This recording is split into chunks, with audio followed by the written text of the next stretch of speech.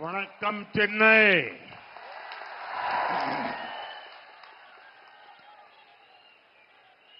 Every time I come to Chennai, I feel energized by the people. It is great to be here in this city which is full of life. Chennai is also a great hub of talent, trade and tradition. In our mission to build a developed India, the people of Chennai will play a very, very important role. எனதருமை நாட்டு மக்களே, வணக்கம். ஒவ்வொரு முறையும் நான் சென்னைக்கு வரும்போது தமிழர்களால் எனக்கு சக்தி உண்டாகிறது.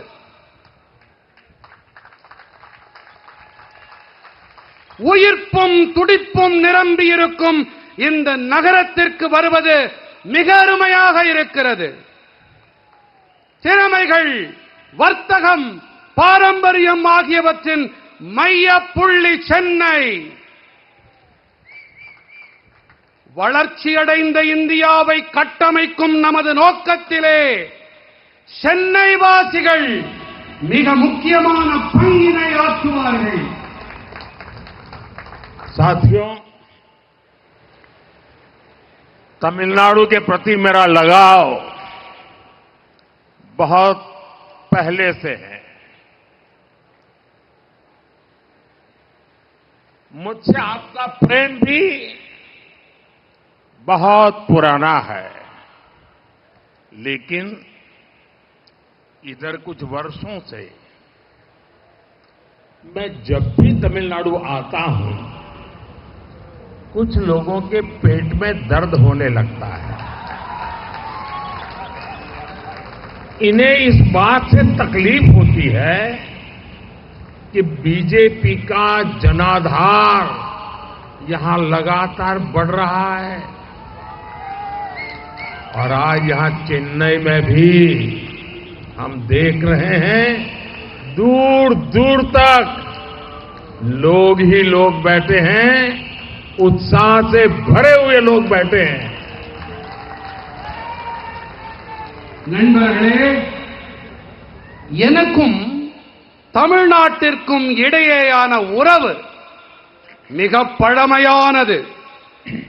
நீங்கள் என் மீது பொழியும் இந்த அன்பும் கூட மிகவும் பழமையானது.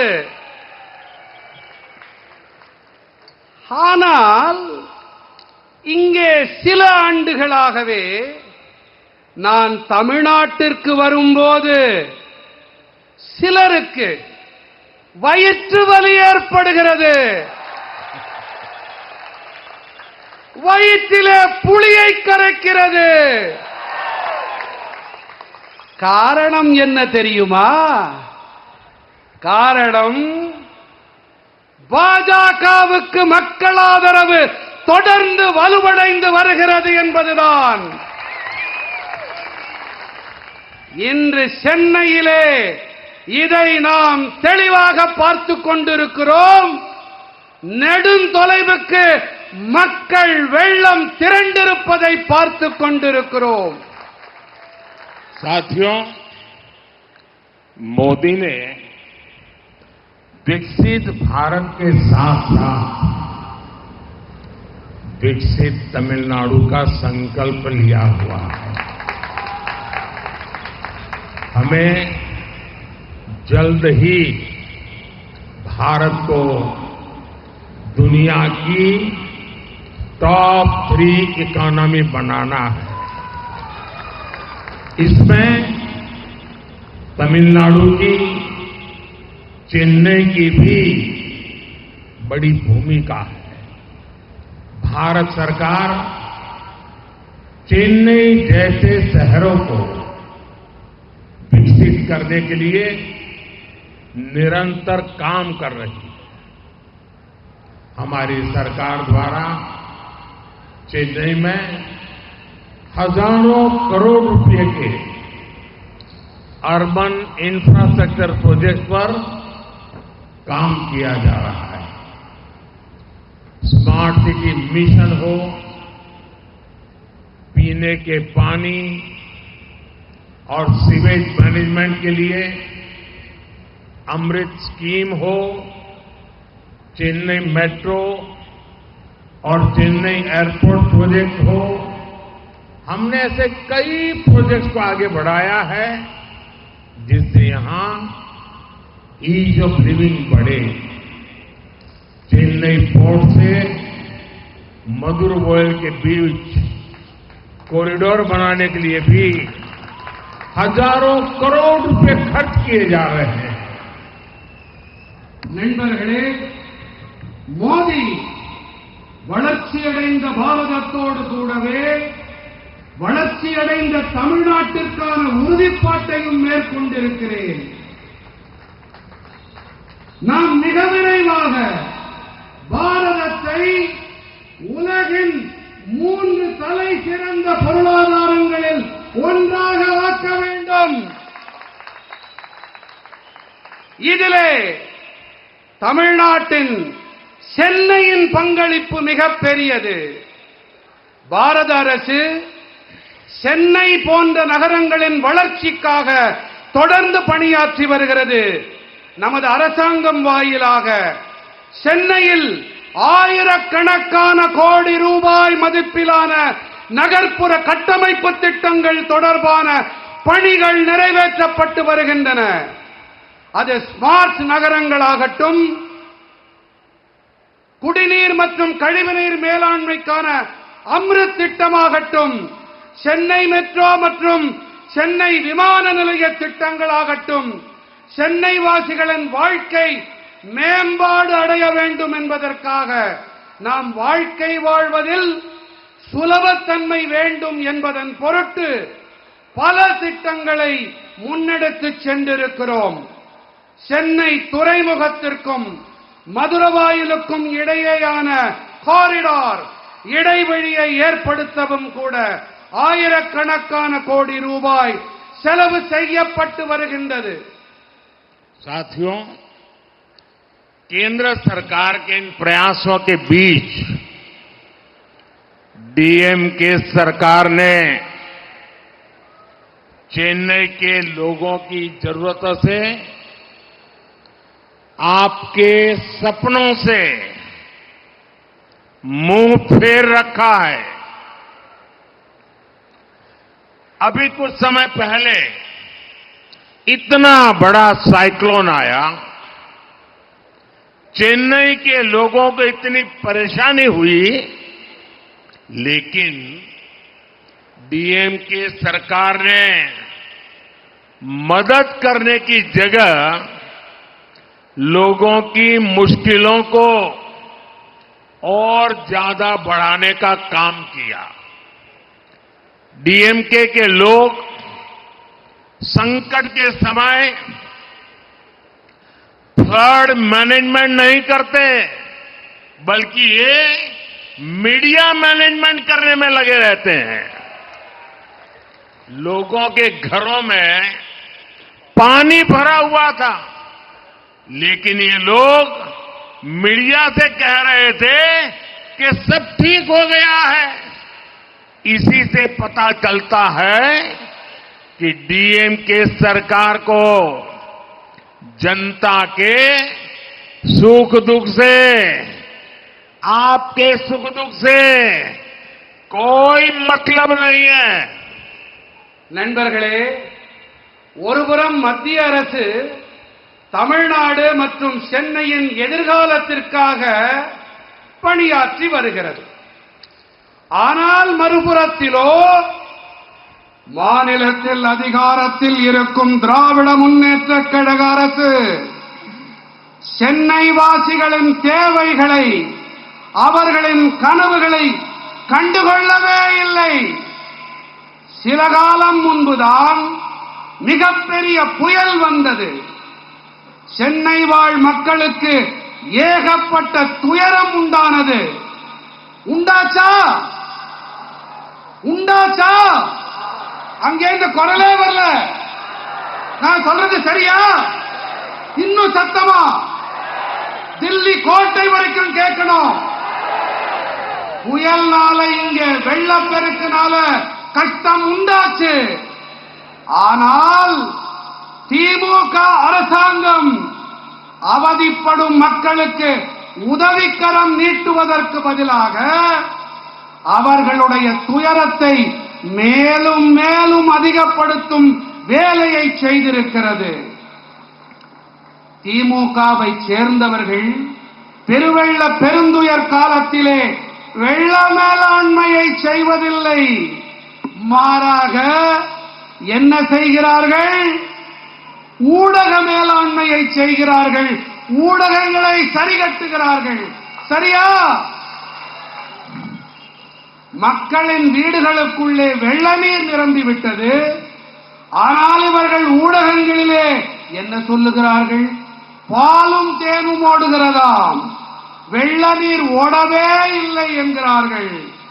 திமுக அரசாங்கத்திற்கு மக்களின் துக்கங்கள், துயரங்கள் பற்றியெல்லாம் சுத்தமாக அக்கறை இல்லை, கவலை இல்லை. தமிழ் மக்களே, உங்களை பற்றியும் கவலை இல்லை, தமிழ்நாட்டை பற்றியும் அக்கறை இல்லை என்பதுதான் இதிலிருந்து நன்கு தெரிய வருகிறது.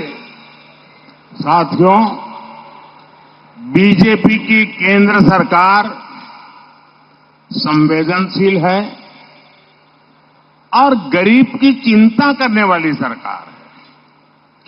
कोरोना महामारी में हमने सबसे पहले गरीबों के लिए मुफ्त राशन की चिंता की। जब देश ने अपनी वैक्सीन बनाई तो हमने तय किया कि हर व्यक्ति को मुफ्त में वैक्सीन मिले। तमिलनाडु तो एमएसएमई सेक्टर का लीडर स्टेट है। हमारी एमएसएमई को नुकसान न हो, इसके लिए हमारी सरकार ने तमिलनाडु की लाखों एमएसएमईज को हजारों करोड़ रुपए का क्रेडिट भी दिलाया। நண்பர்களே, பாஜகவின் மத்திய அரசு புரிந்துணர்வு உடைய அரசாங்கம், ஏழைகளின் நலனையே கருத்தில் கொண்டு செயல்படும் மக்கள் அரசாங்கம். கொரோனா பெருந்தொற்றின் போது நாம் முதன்மையாக ஏழைகளுக்கு இலவச ரேஷன் பொருட்களை வழங்க ஏழைகள் நலனில் அக்கறை கொண்ட நமது அரசு ஏற்பாடு செய்தது. தேசம் தனக்கென சொந்தமாக ஒரு தடுப்பூசியை உருவாக்கிய போது அனைவருக்கும் இந்த தடுப்பூசி இலவசமாக கிடைக்க வேண்டும் என்று ஏழைகள் நலனில் அக்கறை கொண்ட நமது அரசாங்கம் தீர்மானம் செய்தது. தமிழ்நாடு சிறு குறு நடுத்தர தொழில்கள் துறையில் முன்னணி மாநிலம் என்பது நம் அனைவருக்கும் தெரியும். நமது சிறு குறு நடுத்தர தொழில்களுக்கு எந்த பாதிப்பும் ஏற்பட்டுவிடக் கூடாது என்பதற்காகவே நமது அரசாங்கம் தமிழ்நாட்டின் லட்சக்கணக்கான சிறு குறு நடுத்தர தொழில்களுக்கு ஆயிரக்கணக்கான கோடி ரூபாய்க்கும் அதிகமாக கடன் வசதி அளித்தது. साथियों, बीजेपी की केंद्र सरकार तमिलनाडु के विकास के लिए प्रतिबद्ध है। इसके लिए भारत सरकार अनेक योजनाओं का पैसा सीधे यहां के लाभार्थियों को भेज रही है। डीएमके को दिक्कत इसी बात से है कि लाखों करोड़ रुपए का ये लाभ सीधे तमिलनाडु के लोगों के अकाउंट में पहुंच रहा है। आज टॉयलेट्स, गैस कनेक्शन, नल से जल कनेक्शन, फ्री हेल्थ इंश्योरेंस, सड़क, रेल, हाईवे, पोर्ट, सब पर काम हो रहा है। लाखों करोड़ रुपयों के इन विकास कार्यों को लूटने में डीएमके के लोगों को मुश्किल आ रही है। इस बात से यहां की एक फैमिली बहुत परेशान है। इसलिए ये डीएमके के लोग सोच रहे हैं कि अगर पैसे नहीं तो कम से कम इन कामों का क्रेडिट ही खा सके, लेकिन उसमें भी उन्हें सफलता नहीं मिल रही। मैं डीएमके को बताना चाहता हूं, मोदी तमिलनाडु के विकास का पैसा आपको लूटने नहीं देगा और जो पैसा आपने लूटा है वो वसूल कर वापस तमिलनाडु के लोगों पर खर्च किया जाएगा। ये मोदी की गारंटी है। இது மோடியின் கேரண்டி। நண்பர்களே, பாஜகவின் மத்திய அரசு தமிழ்நாட்டின் வளர்ச்சிக்காகவும் முன்னேற்றத்திற்காகவும் கச்சை கட்டிக்கொண்டு பணியாற்றி வருகின்றது. இதன் பொருட்டு பாரத அரசு பல திட்டங்களின் தொகையை நேரடியாக இங்கே பயனாளிகளுக்கு அனுப்பிவிடுகிறது. லட்சக்கணக்கான கோடி ரூபாய் ஆதாயங்கள் இப்போது நேரடியாக மக்களின் வங்கி கணக்குகளை சென்றடைகின்றன என்பதுதான் திமுகவிற்கு மிகப்பெரிய வருத்தம். சரியா? இன்று கழிப்பறைகளாகட்டும், எரிவாயு இணைப்பாகட்டும், குழாய் வழி குடிநீர் இணைப்பாகட்டும், ரயில் வழிகள், சாலைகள், இலவச ஆயுள் காப்பீடுகளாகட்டும், நெடுஞ்சாலைகள், துறைமுகங்கள் என அனைத்து துறைகளிலும் பணிகள் நடந்தேறி வருகின்றன. இந்த வளர்ச்சி திட்டங்களின் லட்சக்கணக்கான கோடி ரூபாயை கொள்ளையடிக்க முடியாமல் இருக்கிறதே என்பதுதான் திமுகவினருக்கு இருக்கும் பெரும் சிக்கல். இந்த விஷயத்தில் ஒரு குடும்பம் மொத்தமுமே பயங்கர எரிச்சலில் இருக்கிறது. இந்த திமுக காரர்கள் என்ன நினைக்கிறார்கள் என்றால், பணம் தான் கிடைக்கவில்லை, குறைந்தபட்சம் அதை நாங்கள் தான் செய்தோம் என்று தம்பட்டம் அடித்துக் கொள்ளலாம். என்னமோ ஒட்டுவாங்களே, என்னது என்னது இன்னும் அதை ஒட்டிக்கிறாங்க. ஆனால் ஐயோ பாவம், இதிலும் கூட அவர்களுக்கு வெற்றி கிடைக்கவில்லை. நான் திமுக காரர்களுக்கு ஒன்று கூறிக்கொள்ள விரும்புகிறேன். மோடி தமிழ்நாட்டின் வளர்ச்சி திட்டங்களுக்காக அளிக்கப்படும் பணத்தை கொள்ளையடிக்க விடமாட்டான். எந்த பணத்தை நீங்கள் கொள்ளையடிக்கின்றீர்களோ, கொள்ளையடித்திருக்கிறீர்களோ, அந்த பணம் திரும்ப வசூலிக்கப்பட்டு தமிழ்நாட்டின் மக்களுக்காகவே செலவு செய்யப்படும். எனதருமை நாட்டு மக்களே, இது மோடி அளிக்கும் கேரண்டி, இது மோடியின் உத்தரவாதம். साथियों, परिवारवादी पार्टियां सिर्फ और सिर्फ अपने भविष्य की सोचती हैं, जबकि मोदी देश के भविष्य का सोचकर काम कर रहा है। परिवारवादी पार्टियों के समय देश के 18,000 गांव में बिजली नहीं थी।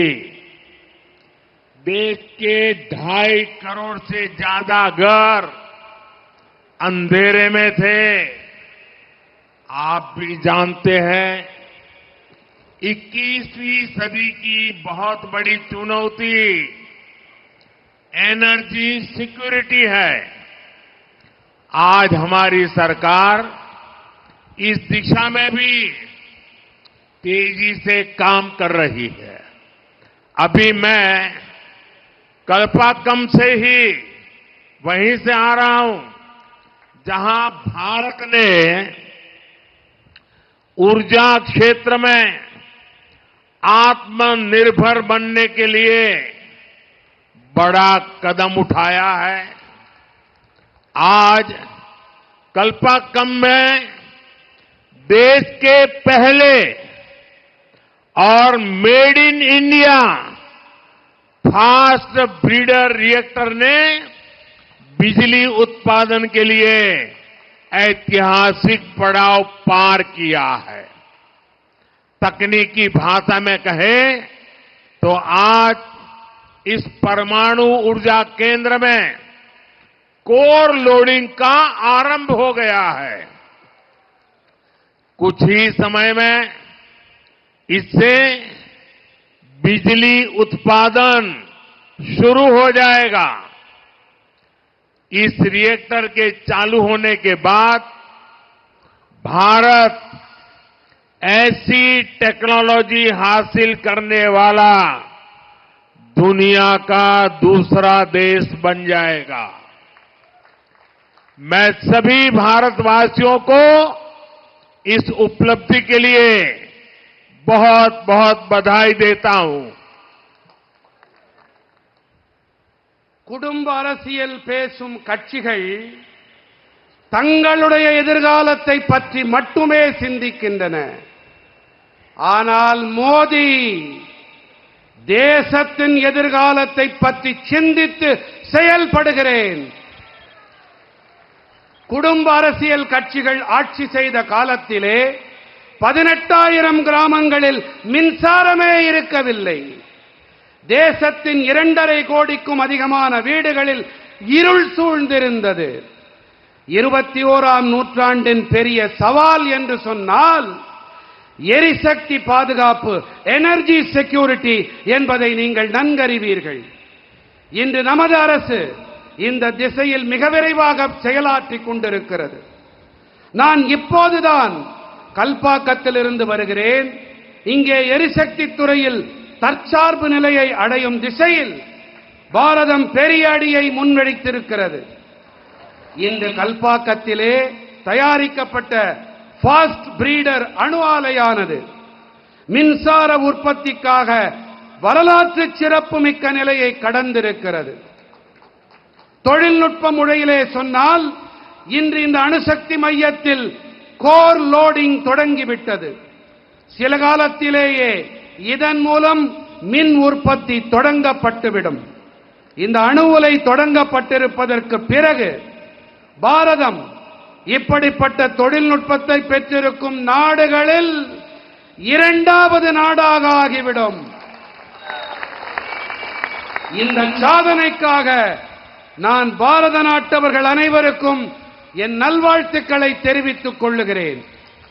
साथियों, जब संकल्प बड़े हो तो परिश्रम भी उतना ही ज्यादा करना पड़ता है।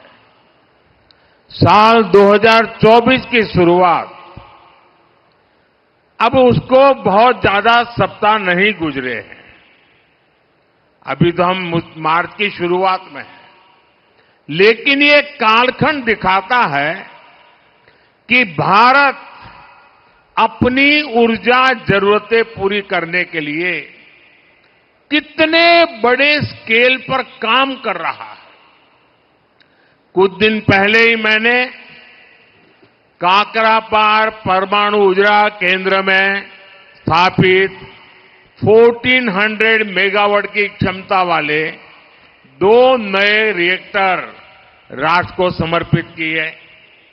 आज ही तेलंगाना से अनेक पावर प्रोजेक्ट का शिलान्यास, उद्घाटन और लोकार्पण हुआ है। इसी कालखंड में तेलंगाना में 1600 मेगावाट के थर्मल पावर प्लांट का लोकार्पण हुआ है। झारखंड में 1300 मेगावाट के थर्मल पावर प्लांट का लोकार्पण हुआ है। यूपी में 1600 मेगावाट के थर्मल पावर प्लांट का शिलान्यास हुआ है। यूपी में ही 300 मेगावाट के सोलर पावर प्लांट का शिलान्यास हुआ है। राजस्थान में भी बड़े सोलर पावर प्लांट का शिलान्यास हुआ है। यूपी में ही अल्ट्रा मेगा रिन्यूएबल पार्क का शिलान्यास हुआ है। हिमाचल में हाइड्रो पावर प्रोजेक्ट का शिलान्यास हुआ है। छत्तीसगढ़ के रायपुर में 4G इथेनॉल प्लांट का शिलान्यास हुआ है। यूपी के नोएडा में सीवेज ट्रीटमेंट प्लांट से निकले पानी से ग्रीन हाइड्रोजन बनाने का काम शुरू हुआ है। ये मैं 50 दिन का हिसाब आपको दे रहा हूं। ये 50 दिन में सिर्फ एनर्जी के क्षेत्र में क्या काम हुआ है, मैं इसकी बात कर रहा हूं। विकास कैसे होता है, स्केल कितना बड़ा होता है, इसका अंदाज देश को आएगा। நண்பர்களே, மன உறுதிப்பாடு பெரியதாக இருக்குமானால் அதற்கேற்ப நமது உழைப்பும் பெரிய அளவுடையதாக இருக்க வேண்டும். 2024ஆம் ஆண்டு தொடங்கி சில வாரங்களே ஆகியிருக்கின்றன. ஆனால் இந்த காலகட்டத்தில் பாரதம் தனது எரிசக்தி தேவைகளை நிறைவு செய்து கொள்வதில் பெரிய வீச்சில் செயல்பட்டு வருகிறது. சில நாட்கள் முன்பாகத்தான் நான் காக்கராபார் அணுசக்தி மையத்தில் நிறுவப்பட்டிருக்கும் 1400 மெகாவாட் திறன் கொண்ட 2 புதிய ஆலைகளை தேசத்திற்கு அர்ப்பணித்து வந்திருக்கிறேன். இன்றுதான் தெலங்கானாவின் பல ஆற்றல் திட்டங்களுக்கான அடிக்கல் நாட்டப்பட்டன, திறந்து வைத்து மக்களுக்கு அர்ப்பணிக்கப்பட்டிருக்கின்றன. தெலங்கானாவில் 1600 மெகாவாட் அனல் மின் நிலையம் நாட்டிற்கு அர்ப்பணிக்கப்பட்டிருக்கிறது. ஜார்க்கண்டில் 1300 மெகாவாட் திறன் கொண்ட அனல் மின் நிலையத்திற்கு அடிக்கல் நாட்டப்பட்டிருக்கிறது. இதே ஊபியில் 300 மெகாவாட் திறன் கொண்ட சூரிய சக்தி ஆலைக்கும் அடிக்கல் நாட்டப்பட்டிருக்கிறது. உத்தரப்பிரதேசத்திலே 1600 மெகாவாட் திறன் கொண்ட அனல் மின் நிலையத்திற்கு அடிக்கல் நாட்டப்பட்டிருக்கிறது. ராஜஸ்தானத்திலும் கூட பெரிய சூரிய சக்தி ஆலைகளுக்கும் அடிக்கல் நாட்டப்பட்டிருக்கின்றன. ஊபியில் மிகப்பெரிய புதுப்பிக்கவல்ல எரிசக்தி பூங்காவிற்கு அடிக்கல் நாட்டப்பட்டிருக்கிறது.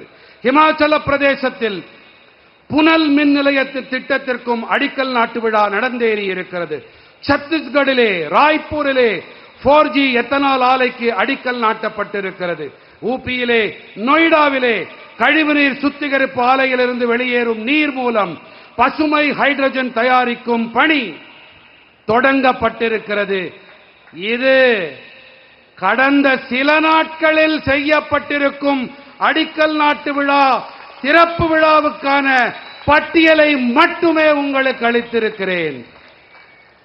साथियों, आप जरा एक बात मैं कहने जा रहा हूं, ध्यान से सुनिए। चेन्नई के लोग भी सुने, तमिलनाडु के लोग भी सुने और देश के लोग भी सुने। कुछ दिन पहले तमिलनाडु में ही देश के पहले green hydrogen fuel cell vessel को लॉन्च किया गया था। यूपी के मेरठ सिंभावली ट्रांसमिशन लाइन्स का उद्घाटन इसी दौरान हुआ है।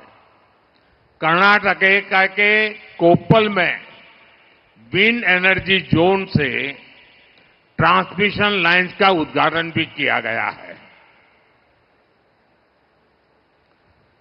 நண்பர்களே, நான் இப்போது கூறவிருக்கும் தகவலை நீங்களும் சரி, தமிழ்நாட்டு மக்களும் சரி, நம் நாட்டு மக்களும் சரி சற்றே காது கொடுத்து கவனமாக கேட்க வேண்டும் என்று விண்ணப்பிக்கிறேன்.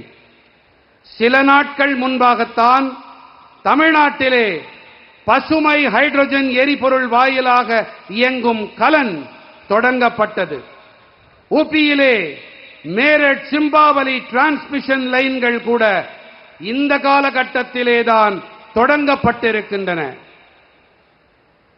साथियों, जो एक महत्वपूर्ण बात मैं कहना चाहता हूं, भारत सरकार द्वारा 1 करोड़ परिवारों को मुफ्त बिजली, ये आपके लिए है, चेन्नई के लिए है, तमिलनाडु के लिए है, देश के लिए है, विशेष करके मध्यम वर्ग के लिए मुफ्त बिजली,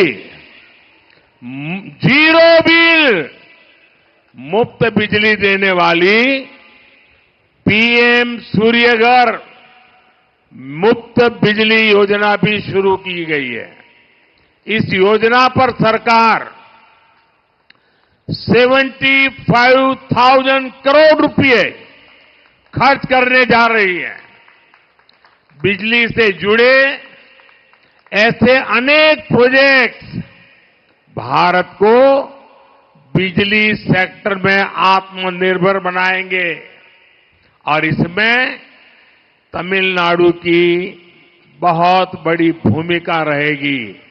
आप अपने घर में सोलार से बिजली बना सकेंगे.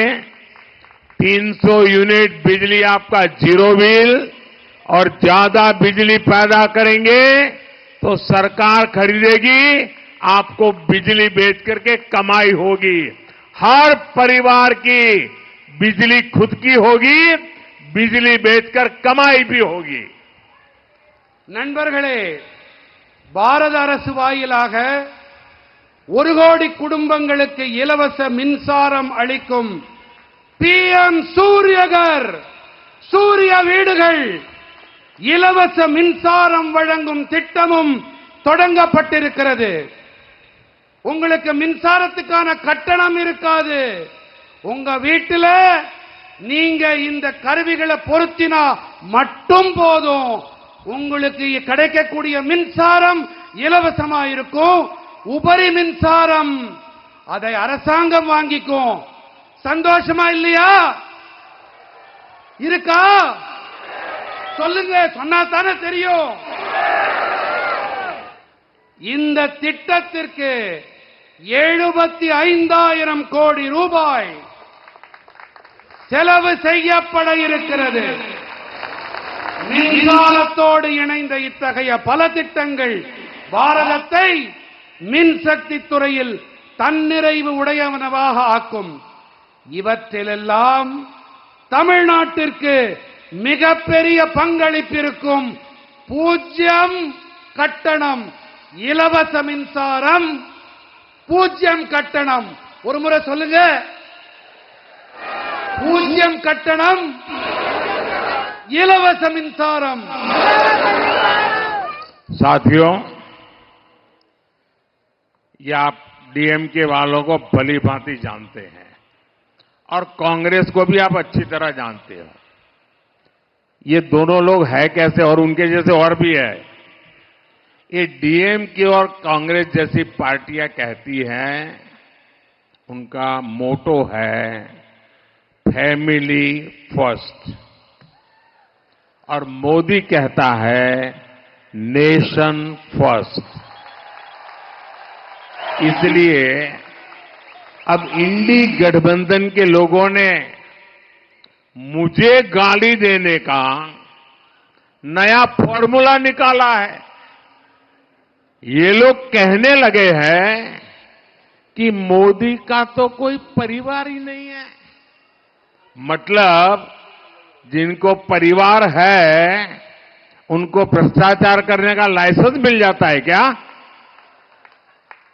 क्या जिनको परिवार है उनको सत्ता परिवार के लोगों के लिए हड़प करने का लाइसेंस मिल जाता है क्या?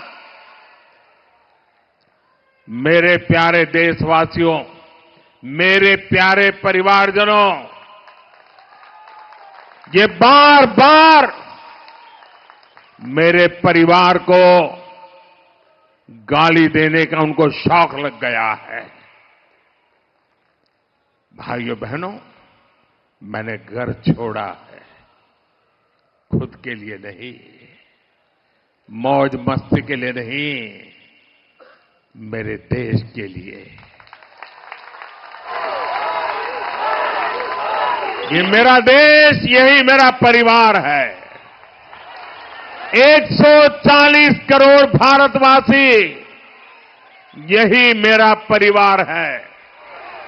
देश के युवा मेरा परिवार है और इसलिए मैं उनके भविष्य को उज्जवल बनाने के लिए दिन रात मेहनत कर रहा हूं।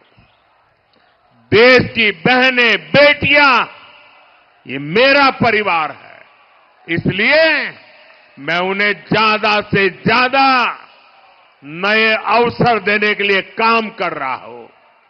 देश के किसान, देश के गरीब, ये सब मेरे परिवार है और इसलिए मैं उन्हें एम्पावर करने के लिए खुद को खपा रहा हूं। और मेरे परिवारजनों, जिसका कोई नहीं वो भी मोदी के हैं और मोदी उनका है। मेरा भारत, मेरा परिवार, मेरा भारत, मेरा परिवार। इसलिए आज पूरा देश, कश्मीर से कन्याकुमारी, कच्छ से कामरूप तक, आज पूरा देश एक सुर में कह रहा है, मैं हूं मोदी का परिवार, मैं हूं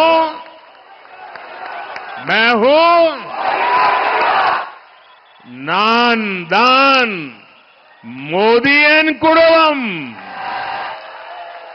नान दान, नान दान, नान दान, नान दान।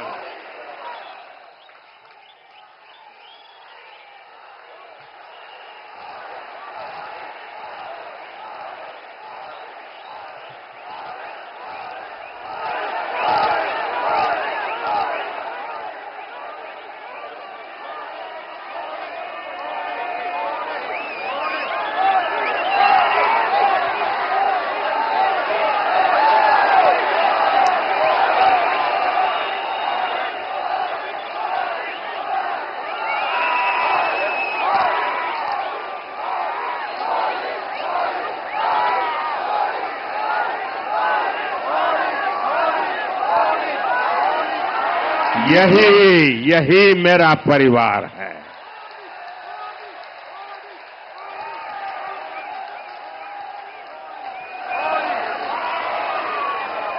என் மனம் நிறை குடும்ப சொந்தங்களே, திமுக, காங்கிரஸ் போன்ற கட்சிகள் என்ன சொல்லுகிறார்கள்? இவர்கள் மட்டும் சொல்லவில்லை, இந்தி கூட்டணியைச் சேர்ந்த மேலும் பல கட்சிகளும் என்ன சொல்லுகிறார்கள்? குடும்பத்துக்கே முதல் உரிமை. என்ன நான் சொல்றது காதுல விழுதா? குடும்பத்துக்கா முதல் உரிமை?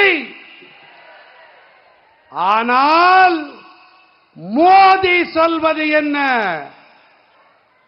தேசத்துக்கே முதன்மை. எதற்கு முதன்மை? சத்தமா நீங்கள் கூறுங்கள் சகோதர சகோதரிகளே, மோடி சொல்வது சரியா? தேசத்திற்கே முதன்மை.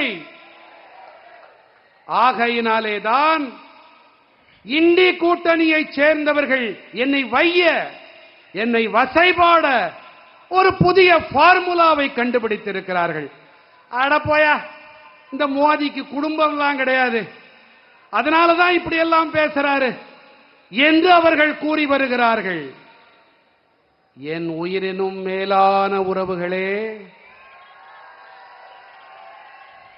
எனக்கு 16 வயதான போது நான் வீட்டை துறந்து வெளியேறினேன். எதற்காக வெளியேறினேன்? யாருக்காக வெளியேறினேன்? இந்த தேசத்திற்காக நான் வெளியேறினேன். எனதருமை மக்களே, நீங்கள்தான் என் குடும்பம்.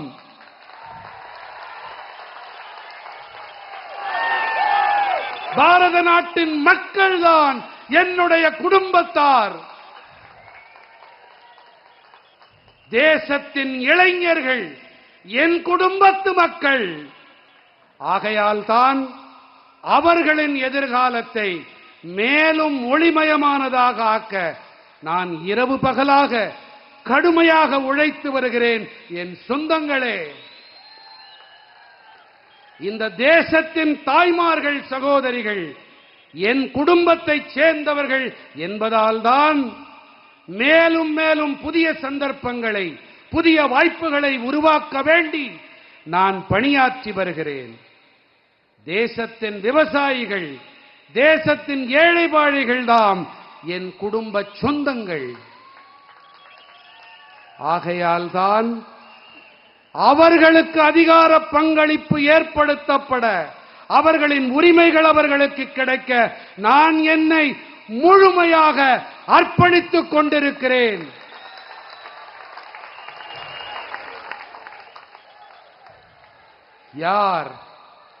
யாருமே இல்லாதவர்களோ, யார் நிராதரவாக இருக்கிறார்களோ, யார் அனாதைகளோ, யாருக்கு யாருமே இல்லையோ, அவர்களும் இந்த மோதியைச் சேர்ந்தவர்கள்தான். மோதி அவர்களுக்கு சொந்தமானவன். என்னுடைய பாரதம், என்னுடைய பாரதமே என்னுடைய குடும்பம். ஆகையினால்தான் இன்று தேசம் முழுவதும் ஒரே குரல் எடுத்து கூறுகிறது, நான் மோதியின் குடும்பத்தைச் சேர்ந்தவன். என்ன கூறுகிறது? இன்னொரு தடவை தில்லி செங்கோட்டை வரைக்கும் கேட்கணும். மோதியின் குடும்பம். साथियों, कांग्रेस, डीएमके और इंडी गठबंधन से जुड़ी पार्टियां भ्रष्टाचार और परिवारवाद में डूबी हुई पार्टियां हैं। उनके लिए अपना परिवार ही सब कुछ है। उनके लिए भ्रष्टाचार ही सब कुछ है। इंडी गठबंधन के भ्रष्ट नेताओं को संरक्षण देने वाले एक फैसले को आज सुप्रीम कोर्ट ने पलट दिया है। मैं इस फैसले का स्वागत करता हूं।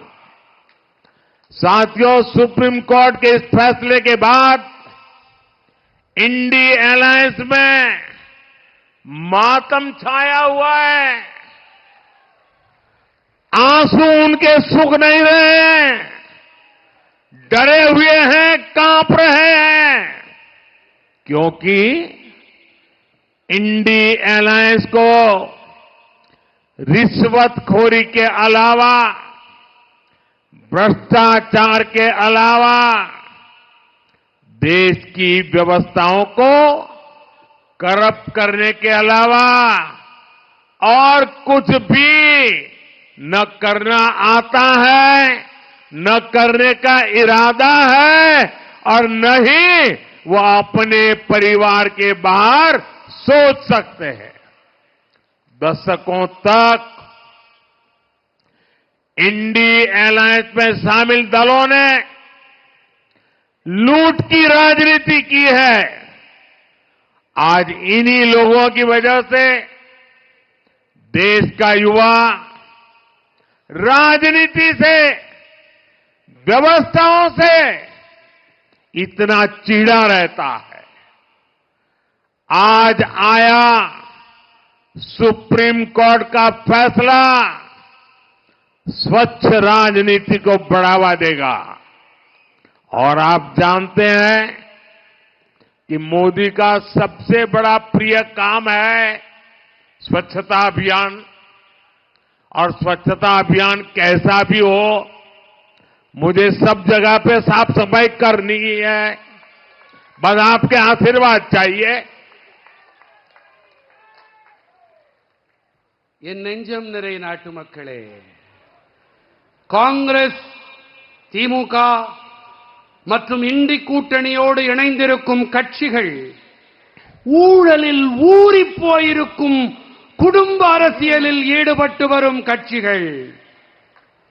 இவர்களுக்கெல்லாம் இவர்களுடைய குடும்பம்தான் எல்லாம், ஊழல்தான் அனைத்தும். இந்தி கூட்டணியைச் சேர்ந்த ஊழல் தலைவர்களை பொத்தி பொத்தி அடைகாத்து பாதுகாக்கக்கூடிய ஒரு தீர்மானத்தை இன்று உச்சநீதிமன்றம் நிராகரித்து விட்டது. நண்பர்களே, உச்சநீதிமன்றத்தின் இந்த முடிவிற்கு பிறகு இந்தி கூட்டணிக்காரர்கள் ஐயோ கப்பல் கவிழ்ந்து விட்டதோ என்ற வகையிலே தலையிலே கை வைத்து உட்கார்ந்திருக்கிறார்கள். ஏன் என்று சொன்னால், இந்தி கூட்டணிக்காரர்களுக்கு லஞ்சம் வாங்குவதை தவிர, ஊழல் செய்வதை தவிர, தேசத்தின் அமைப்புகளை கெடுத்து குட்டிச்சுவராக்குவதை தவிர வேறு ஒன்றுமே தெரியாது. பல தசாப்தங்களாக இந்த இந்தி கூட்டணியில் இடம்பெற்றிருக்கும் கட்சிகள் எல்லாம் இப்படிப்பட்ட அரசியலை மட்டுமே செய்து பழகி போனவர்கள். இன்று இதே நபர்கள் காரணமாகத்தான் தேசத்தின் இளைஞர்கள் அரசியல் பற்றியும் அமைப்புகள் மீதும் வெறுப்படைந்திருக்கிறார்கள். இன்று வெளியாகி இருக்கும் உச்சநீதிமன்ற தீர்ப்பு தூய்மையான அரசியலுக்கு பெரும் உந்து சக்தியாக இருக்கும். என் நெஞ்சம் நிறை தமிழ் மக்களே, தூய்மை இயக்கம் என்பது அது எப்படி இருந்தாலும் சரி, அது என் நெஞ்சுக்கு மிக நெருக்கமான ஒன்று என்பதை நீங்கள் அனைவரும் நன்கு அறிவீர்கள். साथियों, परिवारवाद का एक स्वभाव है।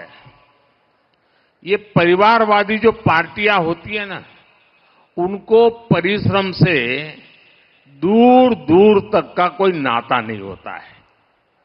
वो मेहनत करना अपनी जिम्मेवारी मानते ही नहीं है।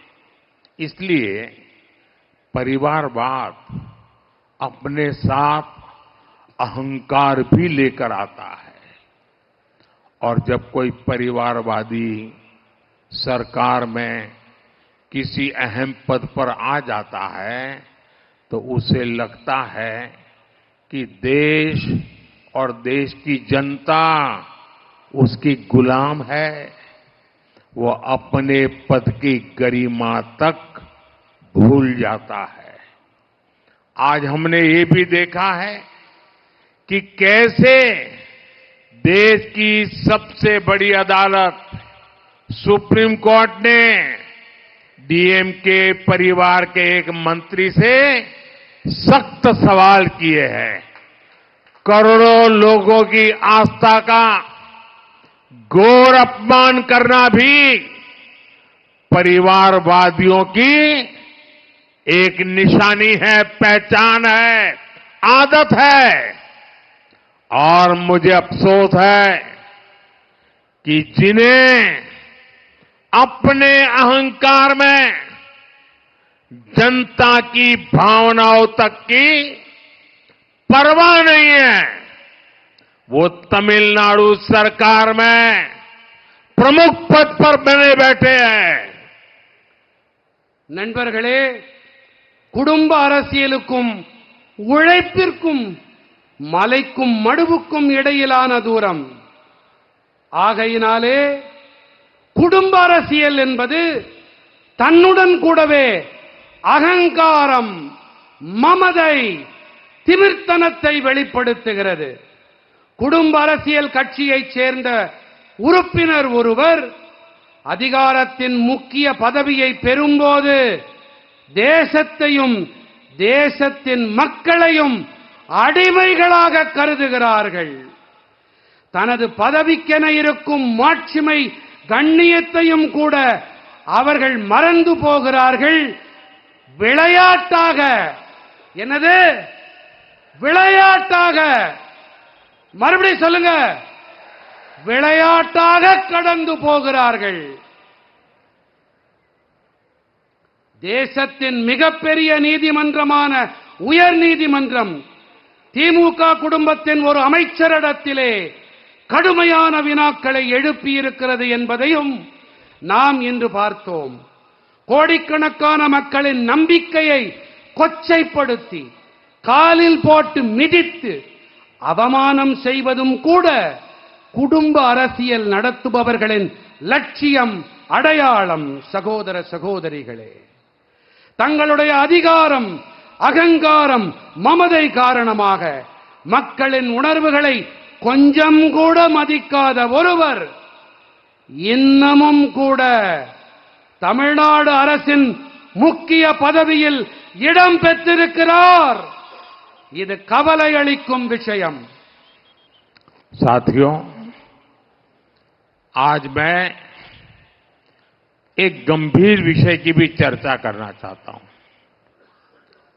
मैं अपनी एक चिंता साझा करना चाहता हूं और मैं चाहता हूं कि तमिलनाडु का हर मां बाप मेरी इस चिंता को समझे। मुझे आपके बच्चों की चिंता है, मुझे आपके बेटे बेटियों की चिंता है और इसलिए मैं बहुत चिंता के साथ, बड़ी गंभीरता के साथ मेरे दिल का एक दर्द आपसे साझा करना चाहता हूं। आप जानते हैं कि तमिलनाडु में सत्तारूढ़ पार्टी के संरक्षण में ड्रग्स के गिरोह पनप रहे हैं और जो जानकारियां मेरे पास आ रही हैं वो चिंताजनक है। मुझे आपकी आने वाली पीढ़ी की चिंता है, मुझे आपके बेटे बेटियों की चिंता है। आपको ऐसी पार्टी से बहुत सावधान रहने की जरूरत है जो आपके बच्चों का भविष्य तबाह होता देख रही है, आंखें मूंद करके बैठी है। आप लोग भाजपा को मजबूत करेंगे तो तमिलनाडु के दुश्मनों पर भी कार्रवाई और तेज होगी और ये मोदी की गारंटी है। इधर மோதியின் கேரண்டி. நண்பர்களே, நான் என்னுடைய உரையை நிறைவு செய்யும் முன்பாக என் மனதை அரிக்கும் ஒரு கவலையை உங்களோடு பகிர்ந்து கொள்ளுகிறேன். என்னுடைய இந்த கவலை தமிழ்நாட்டைச் சேர்ந்த பல பெற்றோர்கள் மனதிலும் கண்டிப்பாக இருக்கிறது என்பது எனக்கு தெரியும். அது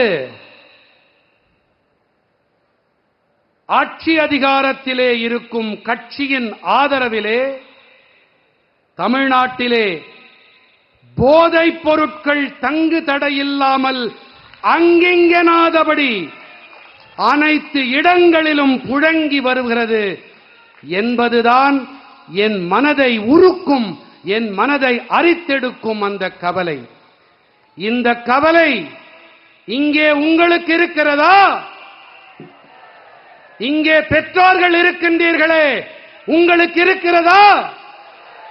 இன்னும் பலமாக தமிழ்நாட்டிலே இருக்கும் அனைத்து பெற்றோர்களின் சாட்சியாக, அவர்களுக்கான அடையாளமாக நீங்கள் உங்கள் குரலை ஒலிக்கிறீர்கள். மேலும் பலமாக ஒலியுங்கள். அந்த கவலை இருக்கிறதா? உங்கள் மனதை அரித்தெடுக்கும் அதே கவலை, உங்கள் குழந்தைகளை பற்றிய அந்த கவலை என்னையும் அரித்து தின்கிறது.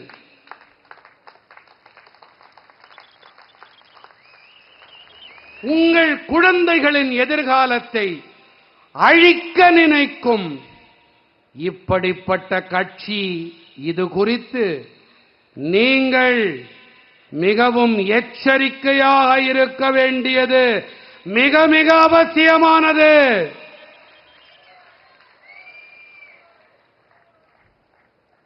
இன்றைய குழந்தைகள் மட்டுமல்ல, நாளைய தலைமுறையும் இதனால் பாதிக்கப்படும். இது அபாயத்தின் அறிகுறி. நீங்கள் பாஜகவை பலப்படுத்தினால் தமிழ்நாட்டின் எதிரிகளின் மீதான நடவடிக்கை மேலும் விரைவுபடுத்தப்படும்.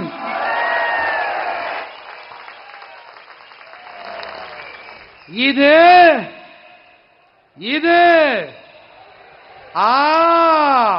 மோடி அளிக்கும் கேரண்டி. யார் அளிக்கும் கேரண்டி? பலமா? காஷ்மீர்ல இருந்து கன்னியாகுமரி வரை, இப்போ காமரூபத்திலிருந்து கட்ச் வரைக்கும் கேட்கணும். யார் அளிக்கும் கேரண்டி? யார் அளிக்கும் கேரண்டி? साथियों, विकसित तमिलनाडु के लिए हम सबको मिलकर काम करना है। विकसित तमिलनाडु से ही विकसित भारत का रास्ता मजबूत होगा और हम ये संकल्प लेकर के चले हैं। हम विकसित भारत बनाकर रहेंगे. நண்பர்களே, வளர்ச்சியடைந்த தமிழ்நாட்டின் பொருட்டு நாம் அனைவரும் இணைந்து பணியாற்ற வேண்டும். பணியாற்றலாமா? சத்தமா? வளர்ச்சியடைந்த தமிழ்நாடு ஏற்படும் போதுதான் வளர்ச்சியடைந்த பாரதத்தின் பாதை வலுப்படும், துலக்கப்படும். நாம் வளர்ச்சியடைந்த பாரதத்தை உருவாக்கியே தீருவோம். आप इतनी बड़ी संख्या में हमें आशीर्वाद देने आए हैं. दिल्ली में एयर कंडीशन कमरों में बैठ करके जो राजनीति की कथाएं क्रिएट करने में लगे रहते हैं, खबरों को मैन्युफैक्चर करने में लगे रहते हैं, ये चेन्नई का दृश्य आज उनकी भी नींद खराब कर देगा कि तमिलनाडु जग चुका है, एनडीए के साथ जुड़ चुका है. எனதருமை நாட்டு மக்களே, இத்தனை பெரிய எண்ணிக்கையிலே நீங்கள் எனக்கு ஆசிகளை வழங்க வந்திருக்கிறீர்கள். ஆனால் தில்லியின் குளிர்சாதன அறைகளிலே அமர்ந்திருக்கும் சில பேர்கள், அவர்களுக்கு இந்த காட்சி இங்கே அலைகடல் என திரண்டிருக்கும் உங்களை பார்த்து அவர்கள் தமிழ்நாடு என்டிஏ பாஜகவிலே இணைந்து விட்டது என்று மிரண்டு போவார்கள், நடுங்கி போவார்கள். मेरे साथ बोलिए, भारत माता की. पूरी ताकत से दोनों हाथ ऊपर करके बोलिए, भारत माता की, भारत माता की, भारत माता की, वंदे वंदे वंदे वंदे वंदे। बहुत बहुत धन्यवाद।